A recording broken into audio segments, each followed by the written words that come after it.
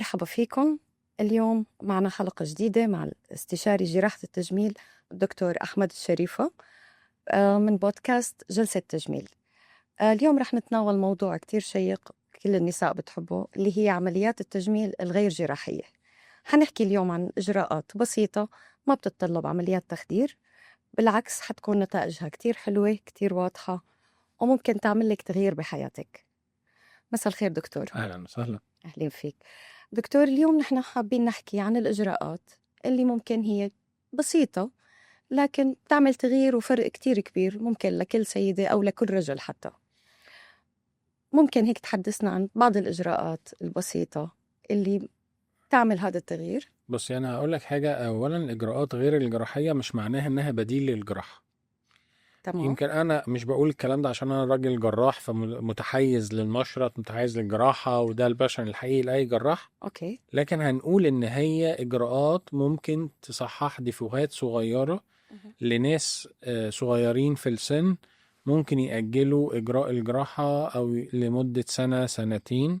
وفي نفس الوقت عاوز أنبه إن الإجراءات غير الجراحية دي الإفراط فيها وإساءة استخدامها كأن هي البديل للجراحة بيعمل مشاكل أكتر كتير من الجراحة نفسها لو اتعملت في الوقت السليم. أنا عاوز أقول إن الأوبشنز مش أعداء ومش تيمين ومش فريقين، إحنا أو الاختيارين كل اختيار له الكانديديتس بتوعه أو الناس اللي يصلح ليهم الاختيار ده. تمام. طيب دكتور، لو جينا نتناول موضوع الفيلر، البوتوكس، أجهزة الشد الحديثة مثلا، كيف فينا نحدد هذا الإجراء المناسب؟ يعني مثلا بالنسبة للفيلر. بصي، هو الفيلر مادة مالئة، تمام. يعني حقن الدهون يعتبر نوع من أنواع الفيلر. أه. السيليكون الثدي نفسه كجراحة هو نوع من أنواع الفيلر، لأنه هو مادة بتحط تريبليز فوليوم. لكن العرف الدارج دلوقتي إن الفيلر اتخذت على فكرة الهيالورونيك أسيد، أه. اللي هو بيتحط فيأبزورب شوية ووتر فيدي شوية فوليوم، تمام. فبيريبليس الفوليوم. طبعا الهيالورونيك أسيد ده سبب مشاكل كتير جدا، أو حقنة الفيلر دي اتحملت حمل ما تحملوش أي حاجة في الدنيا. بقت بتعمل كل حاجة، بديل للعظم وبديل للوش للأنسجة اللي بتاعة الوجه، وبتنفخ الوش وبتشد الوش وكل حاجة عاوزين نعملها بسرنجة الفيلر هيالورونيك أسيد، وده عمل مشاكل كتيرة جدا جدا جدا. صح. يا جماعة، حقن الفيلرز أو الهيالورونيك أسيد دي حقن بتشد عن طريق الحجم بتاعها. يعني لما بتنفخي بالونة، البالونة بتتنفخ. لما بحط فيلر في الوش هيتنفخ شوية فيتشد أو يبان إنه مشدود. هل ترهل الوجه علاجه النفخ فقط؟ طب ما احنا كجراحين تجميل ما كناش عملنا عملية شد الوجه واكتفينا بحقن الدهون. صحيح. يعني في عنا حالات معينة ممكن نحددها طبعا. موضوع الفيلر. أنا بشوف الفيلرز تحت العين في الشفايف اوبشنز لطيفة، انما هتقول لي اشد بيه الوش هنبدأ نختلف مع بعض، واختلف معاكي تماما. تمام. ليه؟ لان هتحتاجي كميات كبيرة جدا من الفيلر، ولو عملتيها مرة وكررتيها مرة في التانية في التالتة كل 19 شهور فاحنا بنعمل انهاك لأنسجة الوجه. ما هو الفيلر لما بيدخل بينفخ ويعمل حواليه فايبروزس او تليفات خفيف، نفضل نعمل كده لغاية ما نيجي حتى وقت الجراحة نلاقي ان الانسجه معانا مش فيرجن ومتغير متلفة فعليا. بالظبط. اوكي. طيب لو جينا نحكي عن موضوع البادي فيلر. بصي، البادي فيلر اولا هو كان زمان في انواع يعني ما بتدوبش او الجسم ما بيمتصهاش، والانواع دي محرمه وممنوع استخدامها لانها عملت مشاكل رهيبه من الجرانيولومز والصديد والتجمعات الصديديه والبؤر الصديديه والكلام ده كله، خصوصا في منطقه المؤخره، وبتعمل مشاكل كتيره جدا. أتوقع دكتور هي سابقا بموضوع التجميل بالبدايات أتوقع كان الفيلر هيك بالظبط، عبارة عن حشوات وبعدها لا مش حشوات، هو كان بيتحط دائم، مادة دائم كانت تعمل انفكشنز او انفكشن وجرانيولوما وكلام من ده، فطبعا دي ممنوع. في البادي فيلر دلوقتي اللي هو الفورم من الهيالورونيك اسيد بيتحط تحت الجلد في اماكن تانية غير الوجه، زي بعض الخفسات، زي الايدين، زي الساقين من الخلف من تحت. له دوره فيري ليميتد، لان هي طبعا اولا هو السيرنج بتاعته ماكسيمم 10 ملي، انا بتكلم عن الانواع المشهوره.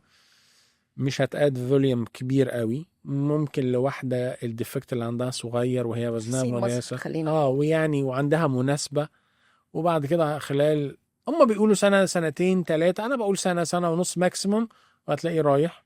في عوامل مؤثرة دكتور، يعني بما ممكن الفيلر يعني في حال خلينا نقول حسنت منطقة معينة بجسمها، في منطقة معينة ممكن يديم فيها الفيلر مثلا أكثر من منطقة، تاخد وقت أكتر، يعني ممكن مثلا فيلر بالوجه يقعد أكتر من الفيلر مثلا شوية بالخفسات طبعا معينة. منطقي طبعا فيلر الوجه هيقعد أطول شوية، لأن فيلر الوجه كمية بسيطة وإحنا مش عاوزين ننفخ قوي. لكن البادي فيلر يعني المفروض إن هو بيقعد سنة ونص سنتين، بس هو ما بيقعدش كده الحقيقة، تمام. وبيختلف من جسم لجسم. ولو الخفسة كبيرة قوي وهو تايت هيحصل له طبعا هيدوب بسرعة. هيدوب بسرعة.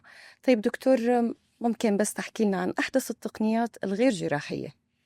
بصي، غير الفيلرز بقى بدأ يظهر حاجة اسمها البايو ستيميوليتورز، أو فكرة اللي هي اللي بتعمل ليفتنج حقيقي، بمعنى ان هي لما بتتحقن في تراكس معينة بتدي كولاجين سينثيسيس او بناء للكولاجين، فيبدأ يشد الوش شوية.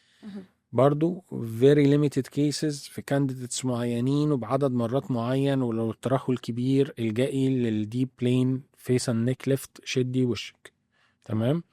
وبالتالي بعض الحقن دي بتفيد جدا البنات الصغيرين، ممكن تديها شدة لطيفة خفيفة عندها مناسبة، وشها كان مرهق السنة دي، بتقعد معاها الافكت بيقعد من سنة ونص لسنتين، لطيف مش سحر، مش زي الجراحة، مش زي الجراحة 3 مرات بقولها. أكيد طبعا. تمام. لكن من الحاجات اللطيفة. نيجي لأجهزة العناية بالبشرة. هنا بقى دور التجميل اللاجراحي هو أهم حاجة. أساس التجميل اللاجراحي هو العناية بالبشرة والجلد. يعني بدنا نشتغل على البيسكس فعليا. مش بيزكس، هو عناية بالبشرة والجلد على فكرة من أصعب الحاجات. يعني الناس بتستهون بيها، لا على فكرة علاج البشرة أحيانا بيكون صعب جدا.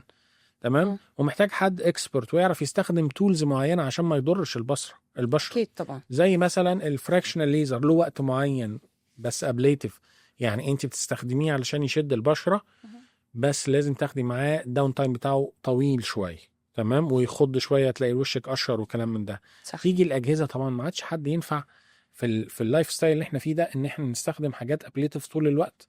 طبعا. فبقى في الار اف. الار اف برضه بيدي انرجي، مايكرو ار اف، مايكرو نيدلينج ار اف، ده من الحاجات الحلوه جدا، بس الجهاز لازم يكون حلو. في اجهزه كويسه جدا، مثلا اشهرهم المورفيوس 8، ده من الاجهزه الكويسه جدا حبيت في البنات حاليا مورفيوس. بالظبط. مورفيوس من الترندز ويستحق ان هو ده يكون ده. الوايت بوز، حتى مورفيوس البادي على الستريتش ماركس والكلام ده. فالمورفيوس 8 من الحاجات اللي الداون تايم بتاعها قليل، مش معدوم، لان هو لو معدوم يبقى ما عملش حاجه، ملوش افكت اصلا. أكيد طبعا. لكن هو قال كتير من فراكشن الليزر، وسيف ولطيف وممكن نستخدمه وبيجيب نتائج هايله. فالعنايه بالبشره انا بشوفها اهم كتير جدا من ان احنا نقعد طول الوقت نعمل ليفتنج، لان غالبا الليفتنج نهايته الجراحه. أكيد طبعا. سكين بوسترز والاكزوزوم من الحاجات اللي لسه عليها ابحاث ودراسات، وانا رجل اكاديمي فتعودت ان انا ما اطلعش اقول ان هو هيفيدك الا لو انا متاكد evidence based medicine ان هو 100% هيفيدك، وان كان هو بيجيب نتيجه مع بعض الناس وبعض الناس لا. أنت محتاج برسنتج معين. واساءة استخدامه غلط يعني برضو. صحيح. دايما مشكله الاجراءات غير الجراحيه انها تحمل ما لا طاقه لها به. يعني هي ما تقدرش تعمل السحر اللي في دماغك. ست عندها 60 سنة عمرها ما عملت حاجة في وشها ووشها ساقط ومترهل، مستحيل أي حاجة من اللي احنا قلناها دي هتفرق معاها. ممكن بعد ما تعمل شد الوجه اشتغل على البشرة. شد الوجه برغم انه عملية عظيمة، لكن هو ما بيتعاملش مع البشرة، هو بيشد الأنسجة العميقة. فانت شغلك كله ان انت ازاي بالمورفيوس والفراكشنال والكلام ده تحسني جودة الجلد بقى بعد عملية شد الوجه. صحيح. فكل حاجة وليها اختيارها، وكل حاجة وليها الكانديديت بتاعتها. كل اختيار ده مهم جدا، والأمانة هنا بتاعت الطبيب أو دكتور الجلدية. أنا طبعا كجراح عندي 2 اوبشنز، فأنا أقدر أستخدم 2 اوبشنز فري، مفيش أي حاجة، مفيش أي كونفليكت يخليني أبوش العيان إنه يستخدم حاجة معينة. وانس إن هو محتاج الجراحة I can do. طبعا في حقن الفيلرز والكلام ده برضو يعني بالنسبة لنا بتبقى شغلانة سهلة. فلو انت محتاجة فيلر بس أجلي شوية شد الوجه شد عادي. البشرة. طبعا أكيد باعتبار أنه في عنا خلينا نقول بعض الحلول اللي ممكن تكون غير جراحية وتعطينا نتيجة حلوة تناسبنا، فأوكي ممكن نروح معها.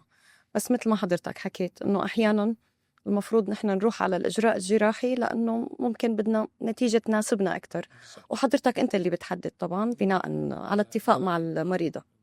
طيب لو جينا نقول مثلاً شو هي الإجراءات اللي ممكن أنا أعملها قبل جلسة المورفيوس، أو في شيء معين، أو ما بعد، قبل وبعد، لا حتى قبل. أنا أحمي بشرتي مثلاً؟ اول حاجه بص، احنا اتكلمنا عن حمايه البشره. ما ينفعش ابقى اروح اعمل جهاز قيم زي او فاليو زي المورفيوس، وانا اصلا سيده مش بهتم بالفوتو بروتكشن بتاعي، ان انا ان انا بحط واقي شمس. صح، سان بلوك كتير اوكي. مهم. واحده عندها انيميا، واحده ما بتشربش ميه كتير، وبعد كده تقول انا راح اعمل مورفيوس او ايفن فراكشنال، مش يعني ما تتوقعيش ان النتيجه تكون هتبقى حلوه. نتيجة إفكت اه كبير. طبعا بعد جلسه زي جلسات المورفيوس شويه نتجنب شويه في اول يوم بالذات الشمس، لو الجلسه كانت تقيله شويه وفيها هايبريميا او ان هو في نوع من الريدنس في السكن، نتجنب شويه اشعه الشمس المباشره خصوصا في ايام الصيف. تمام. الالتزام بالكريمات والاستراتيجي اللي الدكتور بيحطها للمريضه ده مهم جدا جدا جدا. فالالتزام بعدد الجلسات، ما ينفعش في المورفيوس اعمل جلسه واقول مش هكمل بقيه الجلسات، لازم اكمل بقيه الجلسات عشان اخد الماكسيمم بنفيت. ولو هعمل سيشن تانية او سيشن بعد كده بعد سنه ونص، لازم في خلال السنه دي افضل مهتمه بالبشره بتاعتي، علشان هو دايما الاهتمام بالبشره انا بسميه سواء بجهاز او بحقنه او بجلسه او هو تاثير تراكمي. يعني صح. كل انت بتحسني وبنينا النهارده وعملنا، السنه الجايه ممكن نقلل اللي استخدمناه لان احنا حافظنا على اللي وصلنا له شويه. فهو تاثير كاميرتيف اكسبيرينس كأنه اكتر من بنشتغل على طبقات، أو عم نحسن بالظبط. الطبقات فعليا، فإذا البيسك صح حنمشي في طريق صح. وانت بتحافظي على النتيجه اللي انت وصلت لها، ما اهملتيش فيها، فان شاء الله تقدري ان انت، لان في جزء من كبير من الاجراءات دي معتمد على رد فعل الجسم او البشره بتاعتك للاجراء، والافتر كير بتاعها اللي بيكون في البيت عندك يعني. وطبعا يختلف من مريضة لأخرى. طيب دكتور، في عدد جلسات معين حتى نوصل للنتيجة ولا بتختلف من مريضة ده لأخرى؟ بيخضع لتقييم دكتور اللي بيعالجك. ممكن من جلستين، ممكن من 3، ممكن الجلسات متكررة، بس أكيد في جلسات بتبقى كبيرة وفي جلسات بتبقى صغيرة. بنستخدم أجهزة أحيانا، وأحسن حاجة دايما هو الميكس، أو إن أنا بحط حاجة وحاجة مع بعض عشان أقدر أعالج واوصل للنتيجة اللي أنا عاوزها، ما امسكش في أوبشن واحد وأفضل شغال عليه طول الوقت. أوكي تمام. طيب هل فينا نحن نعمل ميكس ما بين المورفيوس والفيلر والبوتوكس، أو المفروض يكون إجراء لا قبل إجراء؟ طبعا المفروض إن إحنا ما نعملش المورفيوس يعني ما نحقنش فيلر بعدين نعمل مورفيوس، العكس هو الأساس. العكس تماما. العكس تماما، عشان المورفيوس في ستادز بتقول انه بيكسر الفيلر، وده الجايد لاينز بتاعته برضو. فما ينفعش ان احنا نحط حاجه قبل حاجه، لكن وي كان ميكس، ان احنا بنعمل سيرنج فيلر شويه. انا حسنت بشرتي بالمورفيوس، احسن مظهر الشفايف بدون مبالغه علشان ملامح الوجه.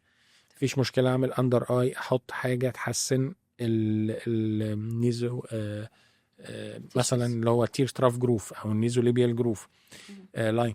كل ده نقدر نحسنه ونعمل ميكس ما بين ده وده علشان نوصل لأحسن نتيجة بدون مبالغة، بدون ما نعمل كل الاوبشنز. ودايما اقول الاجراءات غير الجراحية عاملة زي سواء بالنسبة للطبيب او المريضة، واحد معزوم على سفرة مليانة اكل، عشان تستمتع بالاكل ما ينفعش تاكل الاكل كله. صح صحيح دكتور. طيب دكتور، أنا عندي استفسار. سمعت كتير عن جهاز الاندوليفت، فينا نصنفه من الأجهزة اللي خلينا نقول هي غير جراحية؟ هو جهاز غير جراحي مينلي، لو انت هتستخدميه من قبل، يعني لو ما عملتيش شفط دهون واستخدمتيه، هو جهاز غير جراحي. كل الأجهزة في الدنيا سواء الجراحية أو غير الجراحية هدفها أنها توصل ثيرمال انرجي للسكين، فتعمل زي استيميليشن للكولاجين وفي نفس الوقت كونتراكشر في التيشوز عشان تبدأ تتشد.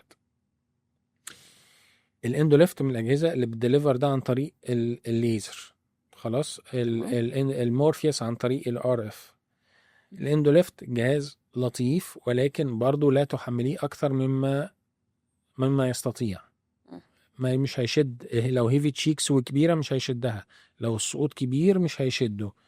هو بيشتغل على المايلد كيسز اللي بتدي نتيجة كويسة، ان انا اخر فكرة الجراحة، لكن مش عمره ما هيكون بديل للجراحة. هو جهاز بيدليفر الثيرمال انرجي عن طريق الليزر، قريب من المورفيوس اللي بيدليفر عن طريق الار اف. يعني اقصد الفكرة كلها ان هم بيدليفر ثيرمال انرجي او طاقة حرارية، ده عن طريق الار اف مايكرو نيدلينج، ده عن طريق ليزر بيم اندر ذا سكين. في اجهزة كتير عن طريق الار اف، عن طريق الميكرويف، عن طريق حتى الليزر بتديليفر الثيرمال انرجي عشان تعمل شد للبشر. تمام.